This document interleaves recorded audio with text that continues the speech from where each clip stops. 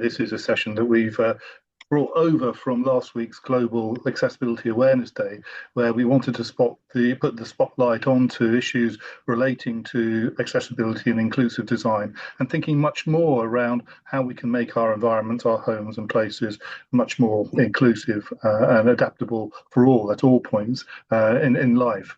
And as you say, we've brought together a great cast of speakers. We've been either following them on socials or through their work in other places, but also coming together to look at different aspects around inclusion and design. And this session wouldn't be possible without the support of our funder, the Venture Foundation. This is part of our SHAPE program, the Suitable Housing for an Aging Population. And I'm also delighted, Kyle, to formally announce our relationship with Archeo as well. And it's great to have you on board as a sponsor of the LIN. And we look forward to many months and years ahead thinking about how that goes forward, and also building on some of the great work you're already doing. But as Jerome said, we've got a great cast this afternoon, and we're going to focus on sort of three particular aspects. One very much around sort of the built environment and some work commissioned by the Centre for Aging Better. And we're delighted to have Charlotte and Carly here to present on that, and Lois behind the scenes who helped produce some of these guides. We're then going to be joined by Kyle Buchanan, the Managing Director at Archeo. And you'll hear about their award-winning practices and some of their thinking around how we design in the future, and how we engage with our communities to really reflect the needs and aspirations at a local level. And Amanprit, we're delighted that you and Sim could be here, your BSL interpreter. I saw what you had given evidence, I think, to a select committee report, and some of the recommendations that you were making were absolutely fantastic. And I thought, who better than to ask you to bring our session to a close and to wow us with the things that you've been taking forward as part of disability urbanism. So without further ado, I'm going to pass over to Carly, who's great to have you back, Carly. And I think you're going to do a double act with Charlotte, and I think you're all going to kick off. So over to you, and I think you'll just probably want to share your screen. Amazing. Thank you so much, Jeremy and Jerome. Let me get my screen up here. Can you see that okay? Yes, perfect. Thank you. Wonderful. So Charlotte's going to start us off. Thank you so much. I'm really pleased to be here, and thank you for the invitation from HousingLIN to present about our age-friendly built environment quick guides, which we collaborated with ARAP and HousingLIN to develop. Move on to the next slide, please. So Carly's going to take us through the detail about what the quick guides are and how we develop them, but just to give a little bit of context on Centre for Aging Better and where these guides sit for us. So the Centre for Aging Better are an independent centre for excellence on ageing and demographic change. So our work is all about tackling inequalities in later life. And we do lots of things at the centre, but one of them is providing the secretariat for the UK network of age-friendly communities. This is a growing movement of over 100 places, all of which are committed to implementing the World Health Organization's age-friendly communities framework. And our job is to help them to do that. And in order to help achieve that, we at the Centre for Aging Better over the last few years have been producing lots of different tools and guides to support communities in this process of making changes to their local area. I've included a link, I don't know whether those links will work for you, but we can send them out afterwards. I've included reference to some of those tools and guides there on the slide. So we have an age-friendly communities handbook, which outlines what needs to be in place for a community to be age-friendly in the built and social environment. We have guides on what town and parish councils can do, guides on accessing a local data profile on ageing, and lots of different case studies of age-friendly practice. But one of those guides that we're going to talk about today is the Age-Friendly Built Environment Quick Guide. And all of these that I've listed here and many more have all come out of what we've heard from local authorities and community groups about where they need support to help make their ambition to make their community a better place to live a reality. So Carly's going to take us through one of those guides in the Built Environment Quick Guides now. Great. Thanks, Charlotte. It's been a pleasure to work on these guides with the Centre for Aging Better and HousingLIN. And I just wanted to set the scene a little bit by saying that we've defined age-friendly as a service, space, activity, or process that is accessible and inclusive to all ages. And when we think about inclusive, we're thinking about all the protected characteristics and the intersections in between and other considerations as well, like socioeconomic background as well. So that's the broad view of ensuring that our places and communities are age friendly for all. So to jump into the quick guides themselves, we know that many environments are not age friendly. And we had heard some comments that we've included in the guides as examples where people were saying things like, I am partially sighted and I struggle with the pavement near my house. It's uneven. It's like potholes in the pavement and I keep tripping up. It's making it totally inaccessible. Or at my local bus stop, the print for the timetable can be too small to read, and the bus stop doesn't tell you how long you have to wait for the next bus. I know younger people might have that information on their phone, but I don't. And so we know also that building regulations are not enough to cover off all of the needs and wants of the people that inhabit our society. So what we've tried to do at ARUP is fill in the gaps with research. So these are some examples that are also publicly available, but these quick guides were really a great specific example to work within different elements of the community, as Charlotte said, that we learned from the local authorities and the people we were speaking with as to what they needed to fill those gaps that they were seeing. And that's why we made these quick guides, to provide an overview of key considerations to support age-friendly built environments. And we were calling it a quick guide collection for the built environment. So we have 7 age-friendly quick guides. We have some of those lived experience stories. And then we have further reading where we've shared a lot of links to expand on this, because we know the quick guides are just a start to these topics, and we want people to then be empowered to dive into the topics deeper through that further reading. We also have implementation considerations that might help make them specific to your local area, a checklist for each guide if you wanted to undertake a high-level audit, and then we have case studies. So through the rest of the presentation, I'll overview these elements with you. But as Charlotte mentioned, they're all publicly available on the Center for Aging Better website. So who are they for? We've designed these for built environment professionals and local council teams, council officers focused on aging or older people, and older people and community members to use themselves. And the 7 topics are bus stops, parks and green spaces, public and community buildings, seating and rest areas, streets and pavements, toilets, and wayfinding signage. And as you'll see, they're all quite interlinked as well. So we imagine people using many of these overlapping based on what their needs are in their community. And how will they be used? We hope that they could be used, and this is what we've heard also from the people we've been speaking to in terms of how they imagine they'll be used, is that it could be that it informs planning, regeneration, and pre-application discussions.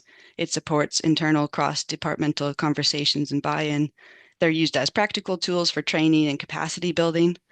And they also support those audits and engagement with those local communities to talk about what people want and need. And in general, it helps to share good practice with external partners and stakeholders and then help with that alignment. So this is an example of the guide. Sorry, I appreciate the print is small. This is just to show an example of the layout, but when you go on the website and see the real one, you can zoom in as you wish. But basically, it covers off a few topics such as what are age-friendly bus stops in this case, in the example, why do they matter? And then it provides 10 key considerations as well as an image and some high-level implementation considerations on the one page, because it was important that they were easy access one-pagers, is what we heard from the feedback. And then an example of the checklist is it takes those 10 points and it builds them into a question format. So someone could walk around their own environment and look with both the question checklist and the quick guide tool itself. We've also included some case studies to help explain, demonstrate how other communities have been implementing these types of considerations. And in some cases, they have further reading as well, so you can dive deeper. So to dive into some of the topics in particular, so we have bus stops as one of the key ones that was raised for us to look into. So it's things like the locations of the bus stops themselves. Are they available? And what information can you get before you get there? And what information do you have at the stop itself? Is the stop free from obstructions? And is there a waiting area where you can rest while you wait? Is there drainage so that you're not getting sprayed by puddles? Is there curb features so that you're able to get onto and off of the bus comfortably? And is there enough contrast so you can perceive the space? And then is there good lighting and perceptions of safety in the area so you feel comfortable being there even at night? And then for all of these, you'll see maintenance is on the list because we know that's key to these spaces remaining age-friendly as time goes on. For parks and green spaces, we have the 10 considerations start with location. So do you have one near where you live? Can you get to a green space around you? Do you have the wayfinding and signage to support you getting there and then also within the park or green space going where you want to go? Are there accessible routes so you can have a step-free journey if you want? And if there's changes in level, how are those dealt with? Are there choices that work for you? And again, with the perceptions of safety as well, do you feel comfortable being there in different times of the day? And are there toilets? That's a big one. And then that's why we have the toilet specific guide as well that could be coupled with this. Is will you be able to have the option to go to the washroom while you're in the park or green space? And are there seatings and rest areas along the way to use? We also have things like participation. So is the park enabling participation either amongst older people or between all ages, creating that intergenerational environment? And alongside that, we can think about things like inclusive play and movement. And again, the maintenance element, especially important. And so we have public and community buildings as another topic where we want to think about things like approaching the building. Can we get to that front door? What's the wayfinding signage experience to get there, but also within the building? Is it clear where we want to go and are we able to find it? Are the entrances and doors suitable for us to be able to open comfortably and exit safely? Is there circulation routes that work for us? And then what are the social uses happening? Are there activities that we could do there that we feel welcome to be a part of? And the facility use as well is are we comfortable being there and are the staff helping us use the space? Are there toilets? You'll see this one. It's very important. And are the acoustics appropriate? Can we hear each other in the space? Are the lighting and finishes also appropriate to be able to perceive the space and each other and not have it be disorienting? And then again, with the maintenance, making sure that all those features remain in place. For seating and rest areas, again, this is another one that can really overlap with the other guides.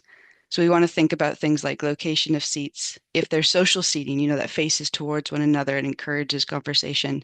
Are the seat dimensions varied and support different types of people to use them?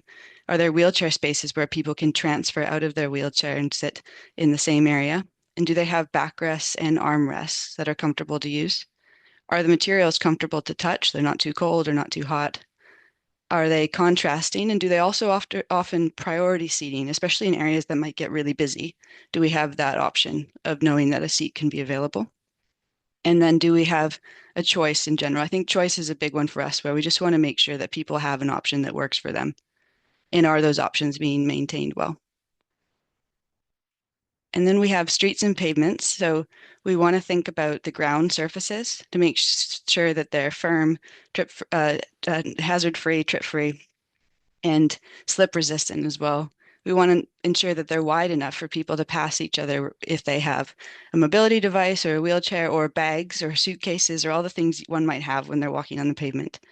We want to think about how crossings are designed so that they're safe for all to use and what the lighting is offering people to be able to make use of those streets and pavements throughout their daily activities, and the safety and perceptions of safety with things like sight lines and how comfortable people feel in that space.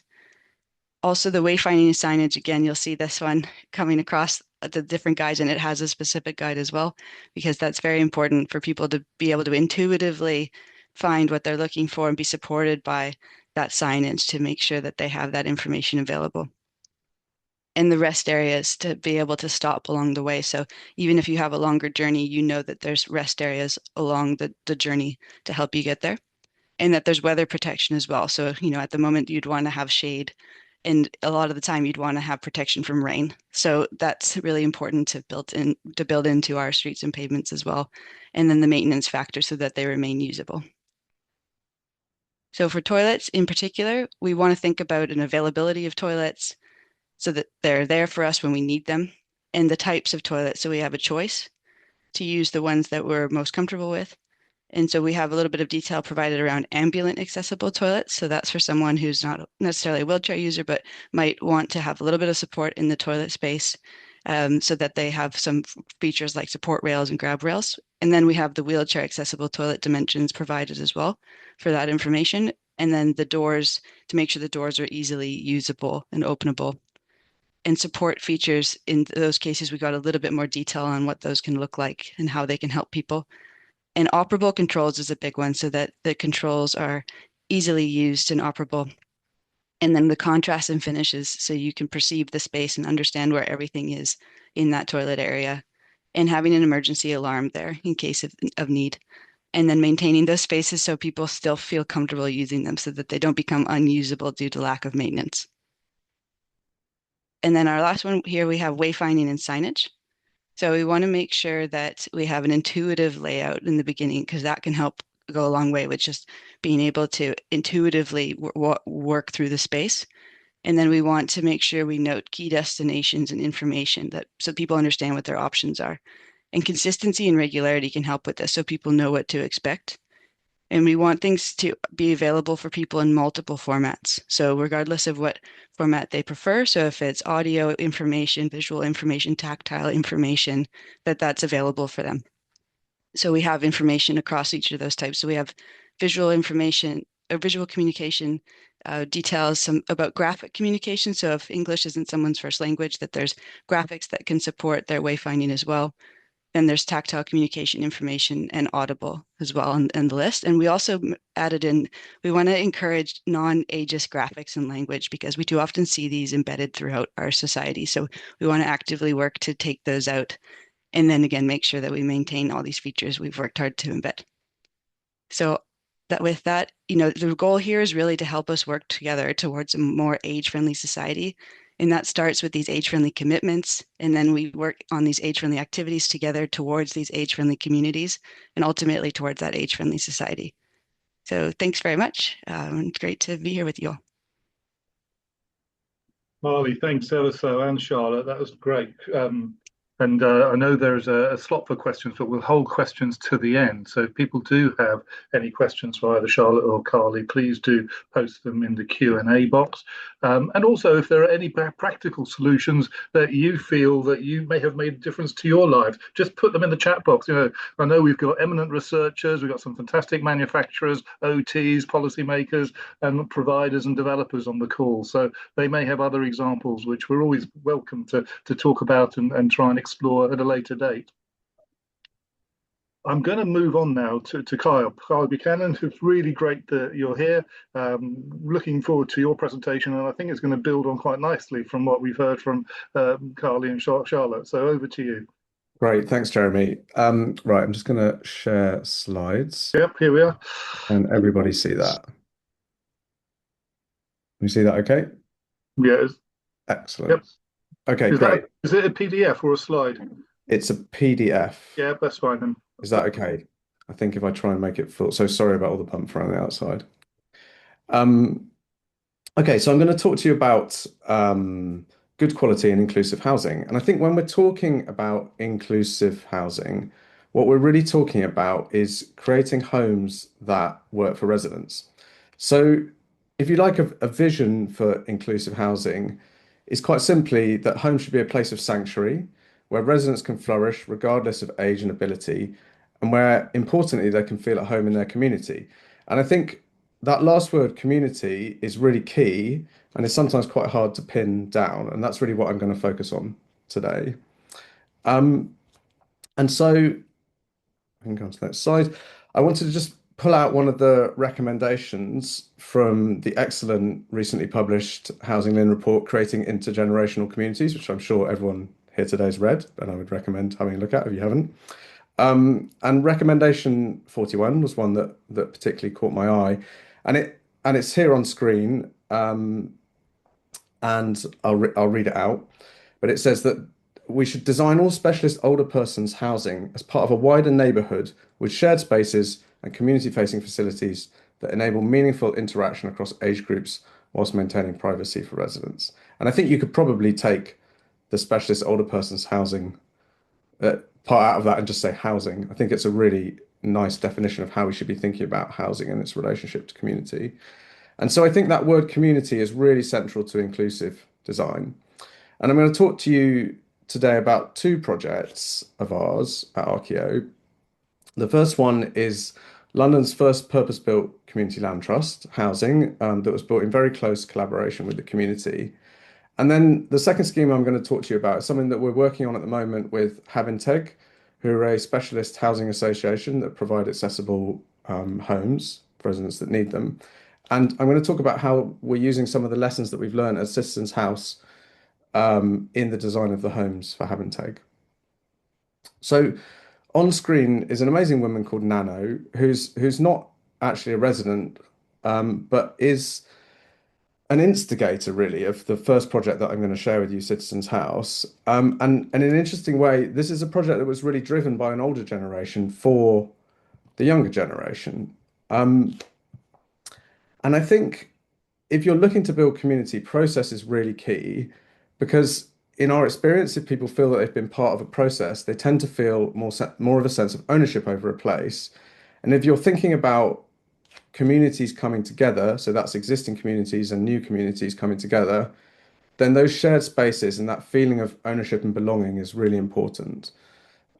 So for this project, Citizens House, we were actually chosen for the project from a shortlist of 3 architects in a public vote at something called a terrifyingly called Pick an Architect workshop, at which we had to present to the community, and at the end of that workshop, they voted for us, and happily that's a vote that we won.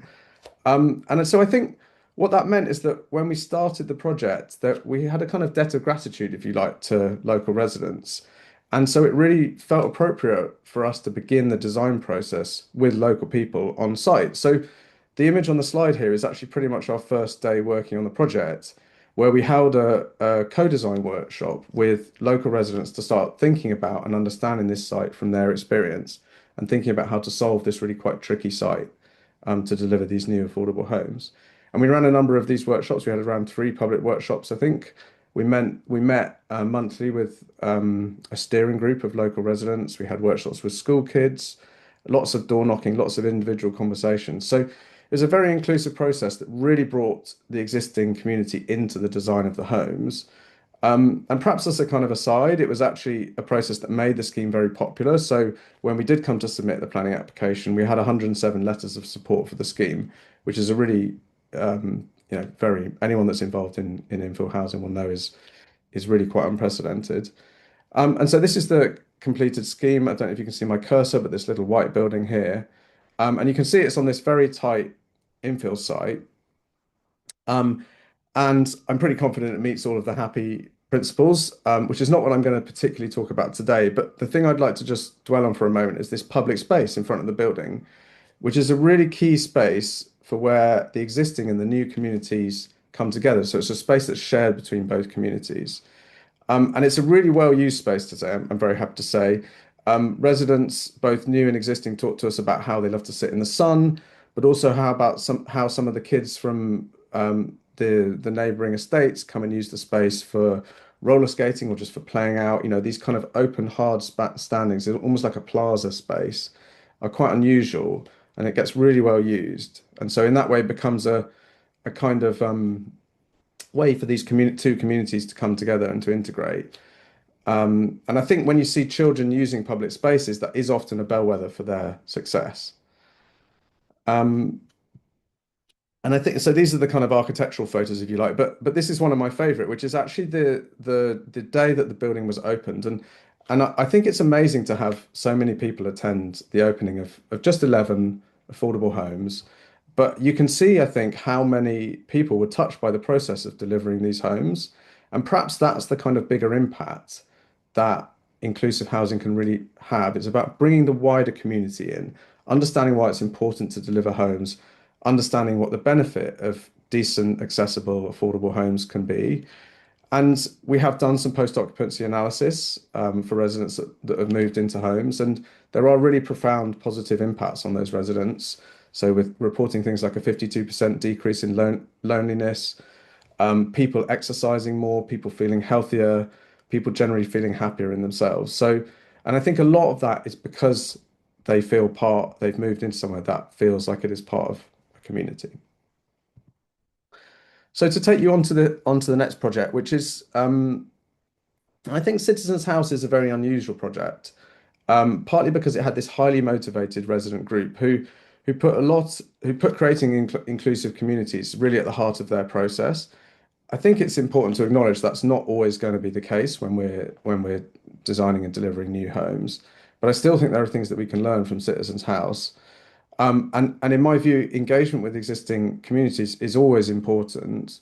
So the slide here is a picture of me talking to some residents at this scheme on this scheme we're working on for Hab Intake, which is at a site called Keir Hardy Way.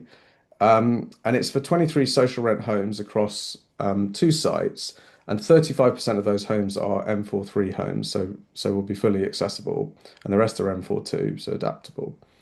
And I think, to be completely straightforward, there has been some resistance from existing residents to housing being built in this location. And again, we've been through quite an involved process, and they've been able to influence and adjust the scheme. We've been able to make adjustments to the scheme.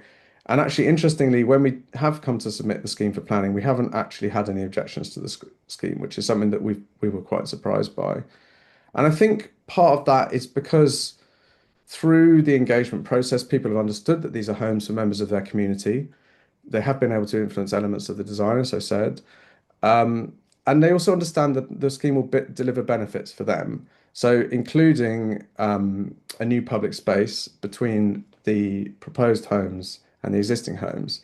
And I think that, and this is the public space here. Oh, sorry. This is the public space on screen here. And I think that matters because it really helps this new cohort of residents who'll be moving into these lovely accessible homes. It really helps them have a kind of soft landing and integrate with the existing community. And so we're very hopeful that we will be able to deliver some of the same benefits that we've seen at Citizens House. I couldn't really talk about buildings without showing a plan, so I just thought I'd talk very quickly about the work that we've been doing with CAE, so the Centre for Accessible Environments, who are Hab Intake's in-house accessibility consultant. We've worked very closely with them on the layouts of the homes, as you'd expect. So lots of careful moments of design that will make these homes work for residents with accessibility needs. So that includes things that I'm sure the audience will be familiar with, like how the kitchen works, how you enter a bathroom, having slightly wider corridors, extra space to maneuver at the end of the corridors, if you can see here, in front of the homes. Every home is dual aspect. That's something that's really important, where residents are perhaps spending more time at home because they have accessibility needs. And also smaller things like considering the view from the bed. We're aware that a lot of the residents moving in here will be spending a lot of time in bed. And so anything we can do to make that a more positive experience is worthwhile. Externally, we've worked very hard to create a barrier-free landscape with lots of places to sit and rest. Bin stores, for example, are up here. They're on the way out of the building. So we're really thinking about kind of journey time from, say, the accessible parking space to the home. These are all things that are very important. And I think the central point here is that we're thinking about the daily experience of residents. And some of that, as people will be aware, is legislated. There's lots of technical guidance around this. But I think what's really important here as well is an organization like Hab Intake has a lot of experience of their resident cohort, and they know things that work and they know things that don't work. And so we're able to have very positive discussions with them about really adjusting the homes and making sure the homes and the way they're used and lived in by residents will work for them. So hopefully what I've got across today is that I think by carefully designing homes to work for residents, we can create those places of sanctuary, whether that's about the time you're spending in bed and the view out the window. But at the same time, we can be sowing the seeds of an inclusive and integrated community through understanding the community that we're putting these new homes into and demonstrating the benefits that the new homes will deliver to the community, and hopefully then building local support alongside that. Thanks, everyone.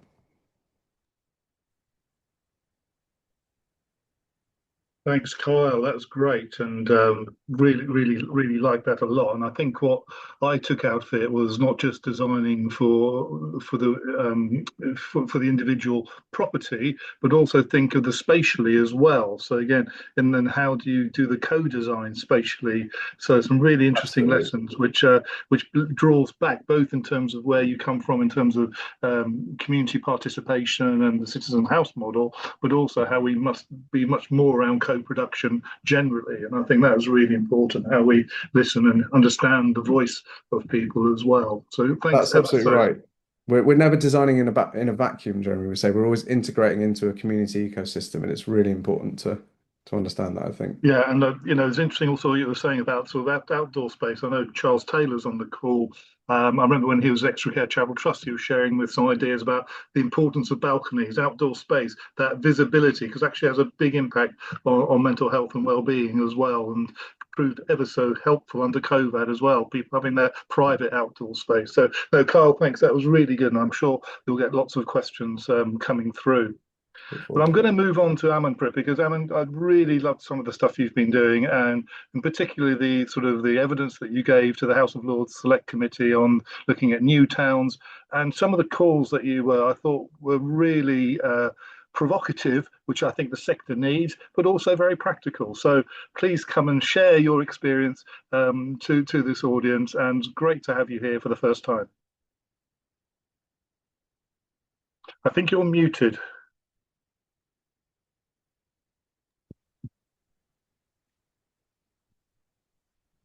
Sorry about that.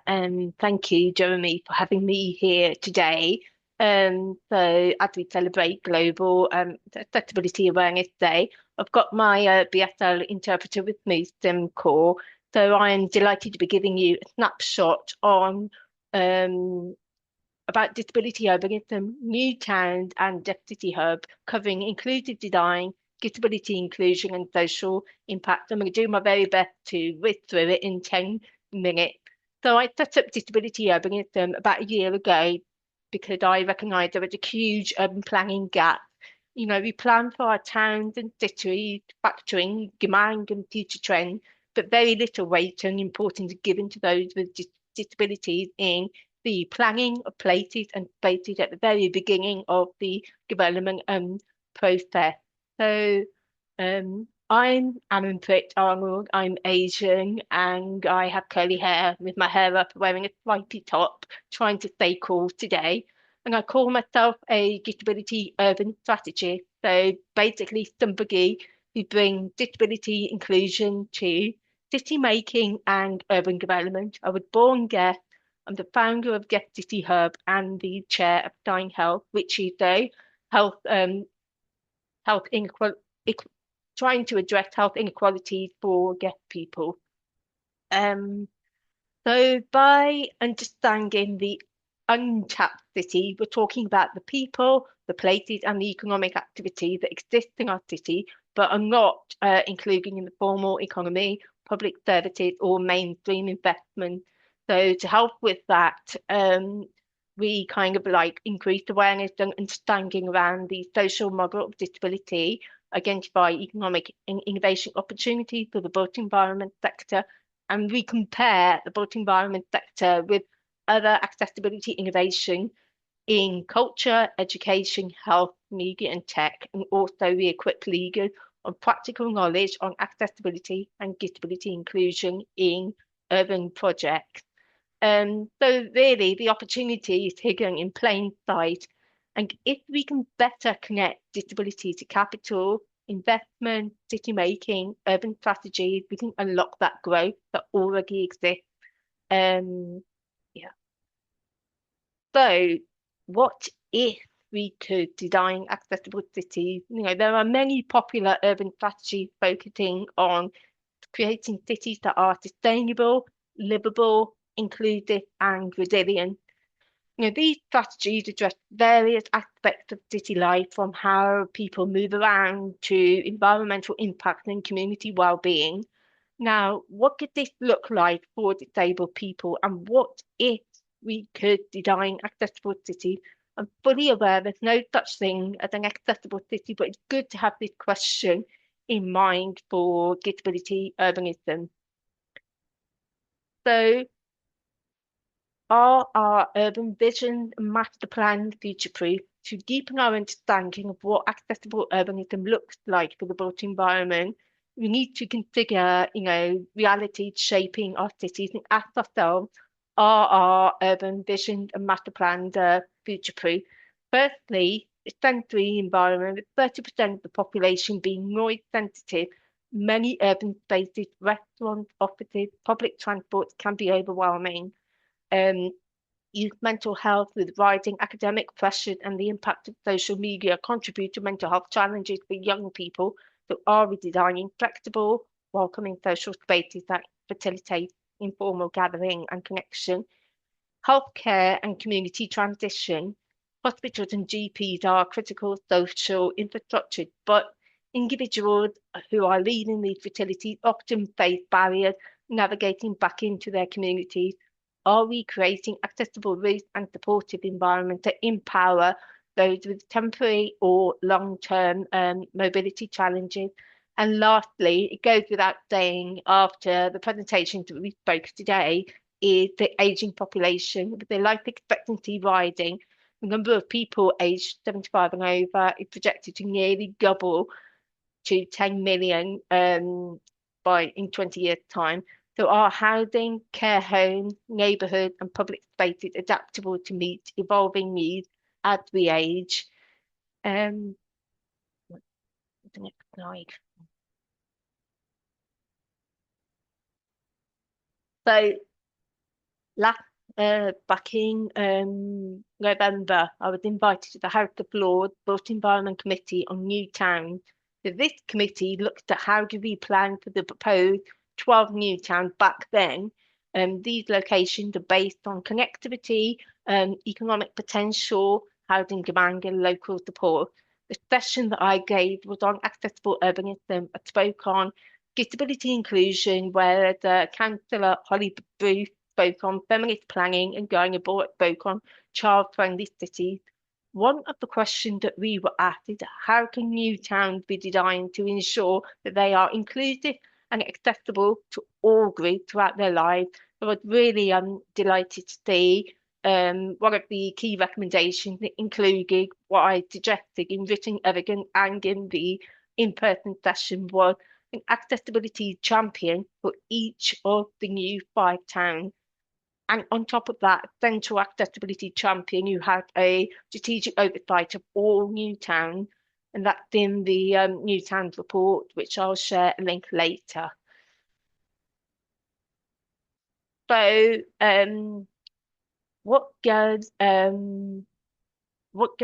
these are the factors that I would cover. I'm going to try and go very quickly because there's a lot to cover. So you need to have an accessible and inclusive design framework, and it must be integral to the design process and not an add-on at the final stage where architects bring accessibility consultants for compliance or too late at the stage. So for example, Crown Estate and Grosvenor have created their own inclusive spaces and places, where I sat on the steering group and it outlined 5 inclusive design commitments. It was quite a proactive model that new towns should be able to adopt and consider. The second one is to apply the REBA inclusive design overlay that goes into every single stage of the inclusive design process. Inclusive housing must be co-developed to create equitable building typology that support diverse needs, including disability, intergenerational living, parents, carers, and much more. Such housing can reduce the strain on social care systems while promoting independence, mobility, and well-being. And also, these homes must be designed to be affordable and secure for disabled people. And I also reference Habitat as an accessible housing social provider as best practice as well. The other thing is an access panel to make sure accessibility and inclusion are central to the planning process and not an afterthought.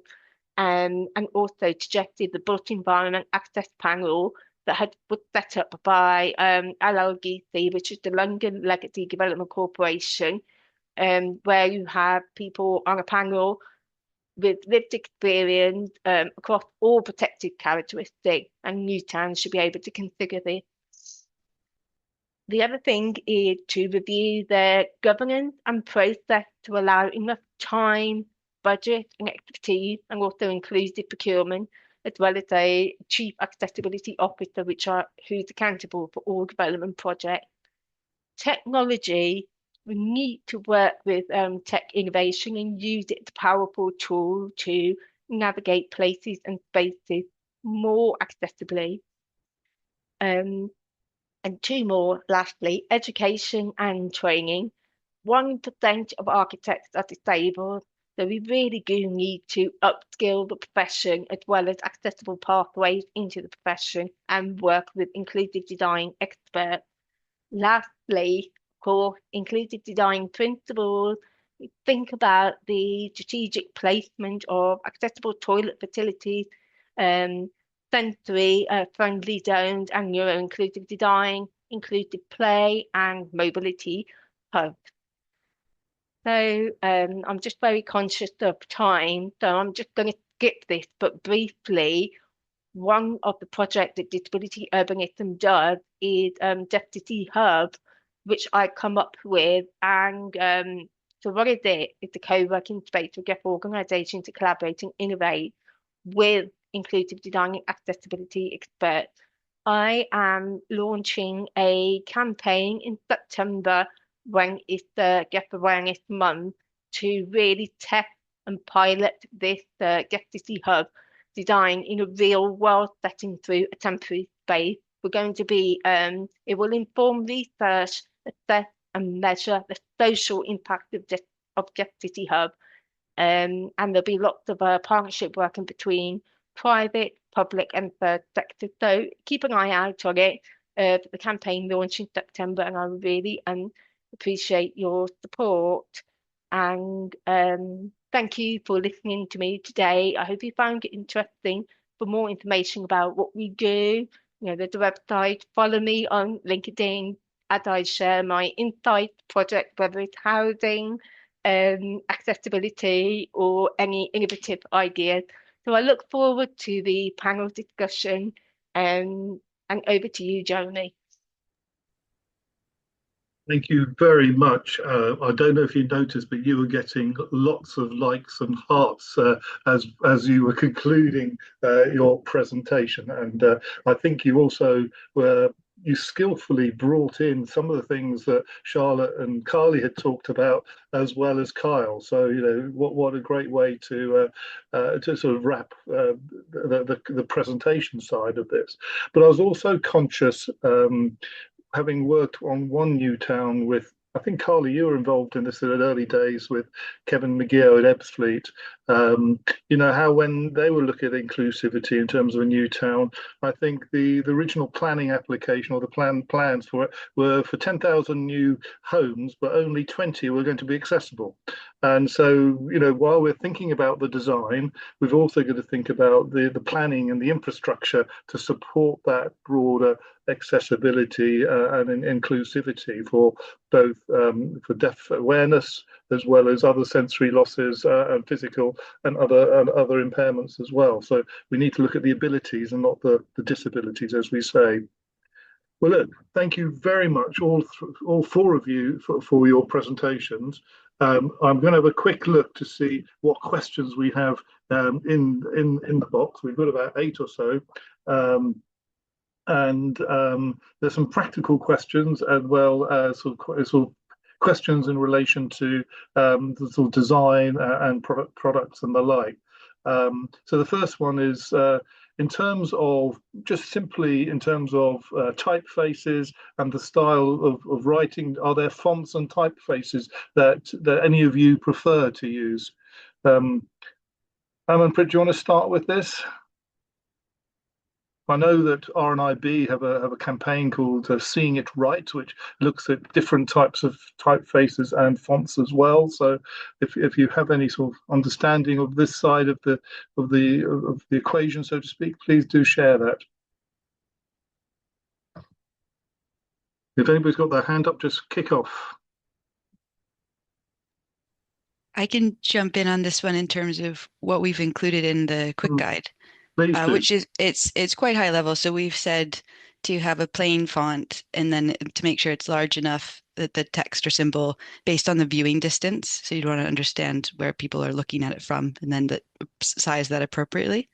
And so we haven't gone into and also make sure the visual contrast is clear enough so that it's legible against the surface it's on. So you'd want to think about those things in terms of an exact typeface or font. We haven't specified in the quick guide, but the quick guide's meant to be quite high level. So we've pointed to further readings such as RNIB or the sign design guide as an example of other places to go look for more information. So those links are included.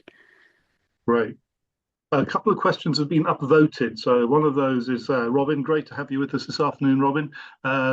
Regarding toilets, more emphasis on cleaning, not just maintenance, might be helpful. Anything coming through either from the age-friendly communities work or other areas around issues around maintenance?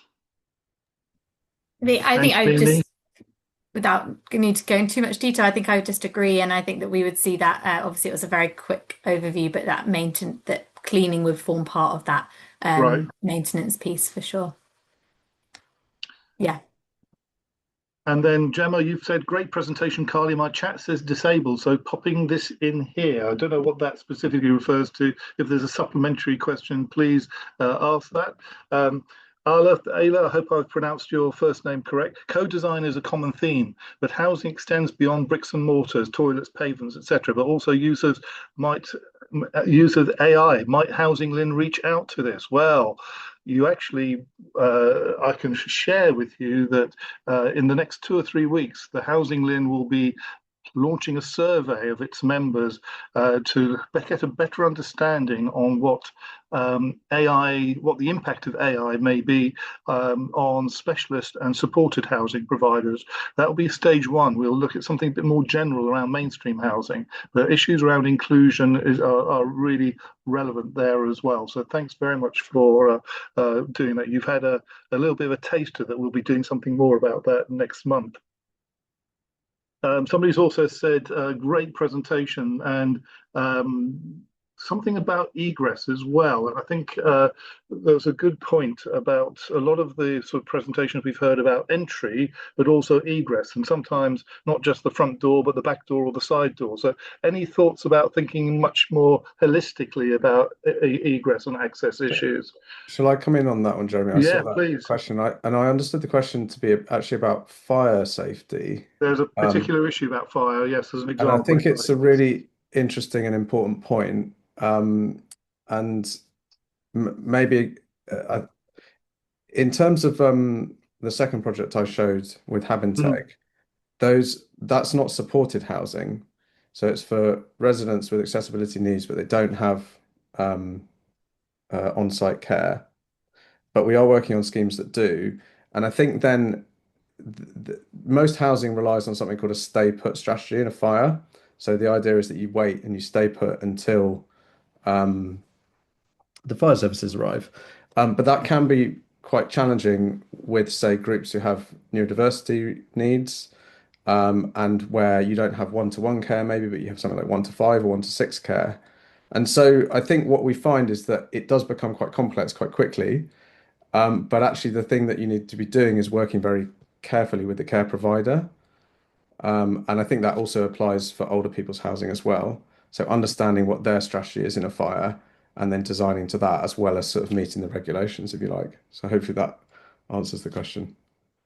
Yeah, that's really helpful. And also, while you were sort of responding to that, it prompted me to remind myself that some excellent work that the University of Stirling have done around this. And I think Amy and Judith are on the call, and the work on fire safety as part of the Inclusive Living Alliance work, which if people aren't aware of, I'll ask Jerome to put a link to both the fire safety report, but also a UK-wide group called the Inclusive Living Alliance. In fact, hosted by the HousingLIN. So look forward to sharing that. Carly, there's another question for you as I scroll down. I wonder whether, given the current heat wave, is there consideration being given to incorporate the findings of the Climate Change Committee's report on well-adapted UK? That's a really great question, Phil. Either Carly, if you want to kick off, and perhaps Amanprit or Charlotte, you may have some thoughts, or Kyle. Yeah, thanks for that question, and definitely super important. And Charlotte, I know that Center for Aging Better more broadly we've chatted about and thought about things like cooling spaces and in the reverse context, having a heating space and things like that. And specifically for the community buildings quick guide, it's like how can people think about their community buildings as providing those types of cooling spaces and thinking about those options. But then in terms of your point about the climate change committee's recently published report, I haven't had a chance to look at that yet, but yeah, it's definitely super important that these become intertwined so that's not, siloed elements, but we're actually thinking about it holistically. Just to build on that, obviously it's very topical this week how hot it really, really is. When, from a urbanism perspective, you're looking at Paris. They developed like 4 urban forests. They've developed a new one. So before would be like a concrete pavement outside a big palace, but they've now built an urban forest with lots of trees, lots of shading. And perhaps we could really think about that because it's not just about, it's a lot of elderly people out there. It's a lot of people who do need cool spaces and to decompress.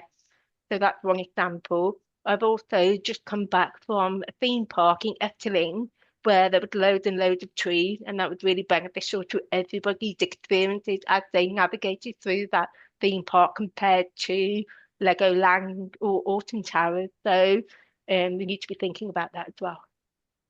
That's a really helpful point. And I think, Amanprit, which I get out from this is about how we think about our green and blue space a lot more, about not just for leisure, but also around climate change, how it deals with biodiversity, wildlife, or ourselves. It's a whole ecosystem, isn't it?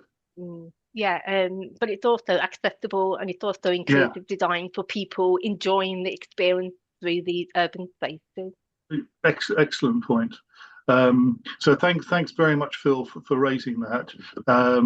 There's also some other questions specifically around egress in relation to safe refuges for those people who may have a cognitive condition or a learning disability or difficulty, where that may have an impact on as an immediate option. Any particular thoughts on that in relation to design for inclusion? Yeah, again, Amanprit, please do come in. I'm happy to come in on that. I think from a place perspective, when you look at shopping centres like Westfield, there is a sensory space and transport locations. There is spaces where you can have respite and relax and just a quiet space. Sorry, that was the word I was looking for. And I think we need to do more of that, which is why one of the recommendations I made in the new town was mobility hubs, which also includes spaces where people can have respite and quiet time. That's very helpful. And Charlie, Charlotte, it reminds me, I think in the quick guide, there's something about the friendly bench as well, or the sort of accessible benches.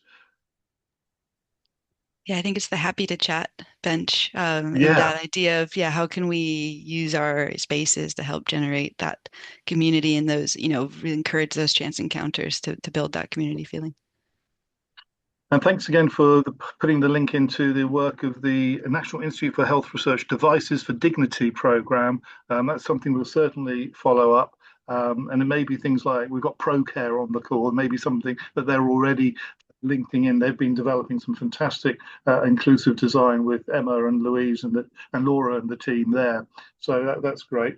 And Robin, thanks again for your supplementary post around the private house building sector. And I was just wondering whether, Kyle, you had any thoughts about how to draw in that. And I know there are developers out there. There's a new scheme being developed, I know, in Stockport in Manchester, in Greater Manchester, where the private sector have really embraced inclusivity, inclusive design right from the outset. Any other experiences that you may have beyond the social housing movement? Well, the first project I showed was actually not technically social housing; it was community-led housing. But I guess a general point I'd make is that inclusive design is good for everyone. And actually, a lot of inclusive design principles are really just good design principles. So whether that's about making a space that is safe, feels safe to be in, whether that's about providing benches on the way to a front door, which is something that we had in Keir Hardie Way to allow people to stop and rest on the way in and out of the home, those are all things that actually, as we've just heard, work well in lots of situations. So I don't think we should think there's sort of normal housing here and inclusive housing here. I think actually good housing is inclusive housing.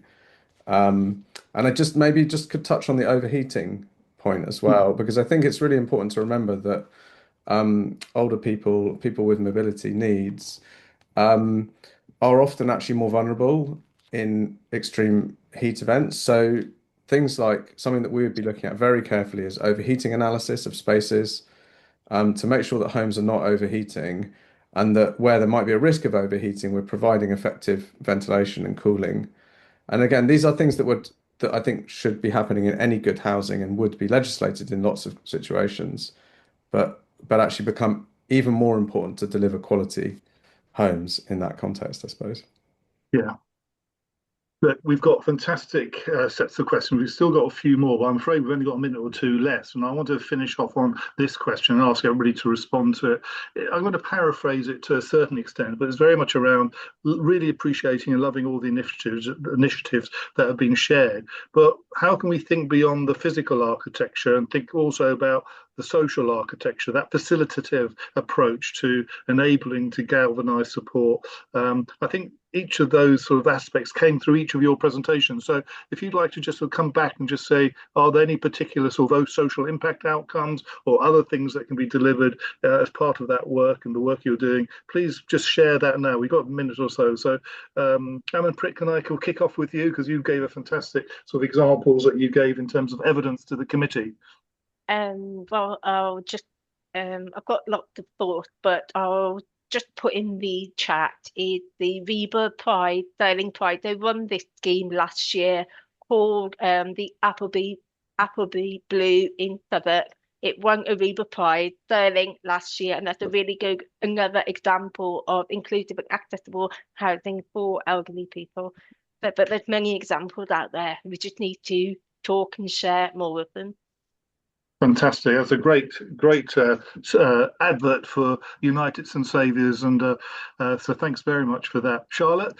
Yeah, happy to come in. Yeah, so that definitely felt like one of the things I guess we learned and reflected on as we developed these quick guides of like each of the quick guides has 10 design points, and many of those are about physical accessibility, but within each guide there's one or two that focuses more on that sort of the intersection of the kind of social and design. So things like Carly said around not just how a park is designed, but what is actually happening in the park, and not just about how this built a building is designed, but how do you feel welcomed into the building when you arrive? And within the bus stops example, not just the physical bus stop, but actually does the bus stop take the opportunity to promote things that are happening on the community through kind of newsletters and billboards? So that's definitely something that's sort of advanced in our thinking around some of these aspects of the built environment, that just because it's a built environment quick guide doesn't mean that you can't think about the social environment as a key part of that within each of these features.